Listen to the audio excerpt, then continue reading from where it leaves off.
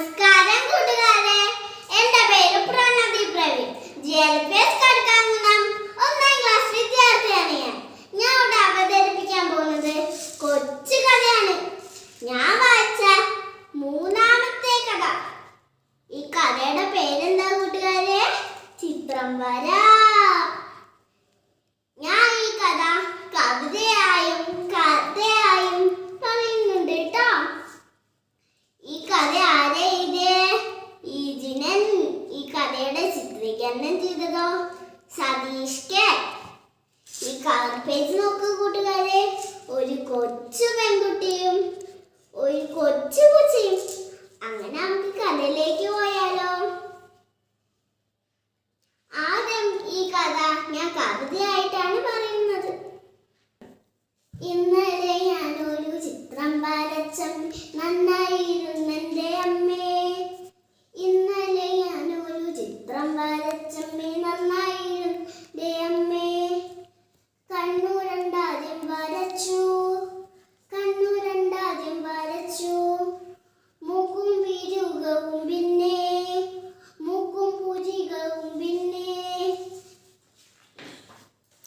ചുണ്ടു വരച്ചപ്പോ മീശ മറന്നിൽ ഓർത്തു വരച്ചു ചെവികൾ രണ്ടും.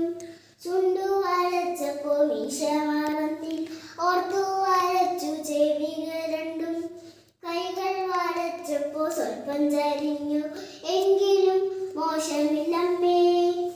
കൈകൾ വരച്ചപ്പോ സ്വൽപ്പം ചരിഞ്ഞു എങ്കിലും മോശമില്ലമ്മേ. നേരം കളയാതിരിക്കുവാൻ പെട്ടെന്ന് വായും വയറും വരച്ചു. നേരം കളയാതിരിക്കുവാൻ പെട്ടെന്ന് വായും വയറും വരച്ചു. കാലു വരച്ചപ്പോ കോലു പോലെയായി എങ്കിലും മോശമില്ലമ്മേ. കാലു വരച്ചപ്പോ കോലു പോലെയായി എങ്കിലും മോശമില്ലമ്മേ. നന്നായി മുഖം വരച്ചപ്പോൾ അമ്പിളി മാമനെ പോലെ. നന്നായി മുഖം വരച്ചപ്പോൾ അമ്പിളി മാമനെ പോലെ. അച്ഛനെയാണ് വരച്ചതെങ്കിലും, അച്ഛനെയാണ് വരച്ചതെങ്കിലും പൂച്ചയെന്നാരോ പറഞ്ഞു. അച്ഛനെയാണ് വരച്ചതെങ്കിലും പൂച്ചയെന്നാരോ പറഞ്ഞു. പൂച്ചയെന്നാരോ പറഞ്ഞു. എല്ലാവർക്കും എൻ്റെ കവിത ഇഷ്ടപ്പെട്ടോ? ഇനി നമുക്ക് കഥയിലേക്ക് പോകാം. ആദ്യം നമ്മളുടെ കൊച്ചു സുന്ദരി. ആ കൊച്ചു സുന്ദരി അമ്മോട് പോയി പറഞ്ഞത് എന്താ കൂട്ടുകാരെ? ഇന്നലെ ഞാനൊരു ചിത്രം വരച്ചമ്മ, നന്നായിട്ടുണ്ടമ്മേ.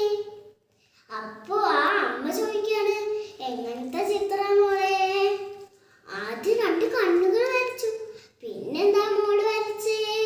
പതിഞ്ഞ മൂക്കും പുരികവും വരച്ചു. പിന്നെന്താ കൂട്ടുകാരെ വരച്ചേ? ചുണ്ടും മീശയും വരച്ചു. പിന്നെ മറക്കാതെ ചെവി 2 വരച്ചു.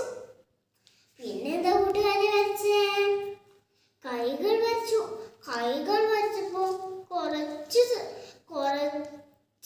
തെറ്റിപ്പോയി. അപ്പൊ ആ കുട്ടി സ്വയം തന്നെ പറയാണ്, അതൊന്നും സാരമില്ല, അതൊന്നും സാരമില്ല അമ്മേ. പിന്നെന്താ കുട്ടി വരച്ചേ? അപ്പൊ ആ കുട്ടി തന്നെ പറയാണ്, നേരം പോവാതെ വേഗം ചുണ്ടും വായും വയറും വരയ്ക്കട്ടെ.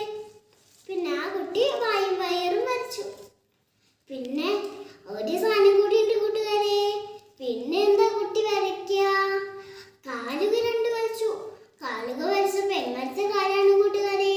കോലു പോലത്തെ കാല്. അപ്പൊ ആ കുട്ടി എന്താ കുട്ടിയോട് തന്നെ സ്വയം പറഞ്ഞു, അതൊന്നും സാരമില്ല, അതൊന്നും സാരമില്ല അമ്മേ. പിന്നെന്താ ആ കുട്ടി നന്നായിട്ട് മുഖം വരച്ചപ്പോ ആ കുട്ടിക്ക് എന്തിനെ പോലെയാണ് തോന്നിയേ? അമ്പിളി മാമനെ പോലെ തോന്നി. ആ കുട്ടി ആരെ വരയ്ക്കാൻ ഉദ്ദേശിച്ചേ? അച്ഛനെയാണ് വരയ്ക്കാൻ ഉദ്ദേശിച്ചേ. എന്താ വരച്ചു വന്നപ്പോ എങ്ങനെയായി? പൂച്ചയെ പോലെയായി. ആ ചിത്രം അച്ഛന് കൊണ്ടേ കൊടുത്തു. അച്ഛൻ പുഞ്ചിരിയോട് വാങ്ങി, പുഞ്ചിരിയോട് നോക്കി നിന്നു. എല്ലാവർക്കും എൻ്റെ കഥ ഇഷ്ടപ്പെട്ടോ? ഈ കഥയ്ക്ക് 2 ഗുണപാഠം